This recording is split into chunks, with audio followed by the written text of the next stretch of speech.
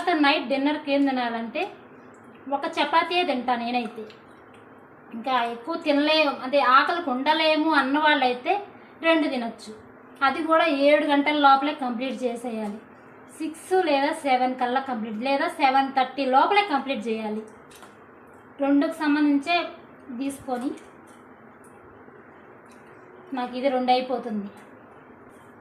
దీనిలో క్యారెట్ కొంచెం మిక్సీ బట్టి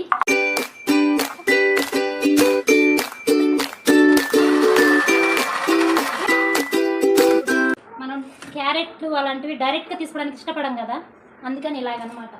మనకి ప్రోటీన్స్ ఎక్కడ తగ్గకూడదు అనమాట. ప్రోటీన్స్ తగ్గడం వల్ల హెయిర్ ఫాల్ అవుతుంది, చాలా కాంప్లికేషన్స్ అనమాట. అందుకే ప్రోటీన్స్ తగ్గకుండా మనం డైట్ చేయాలి, తింటూనే తగ్గాలన్నమాట.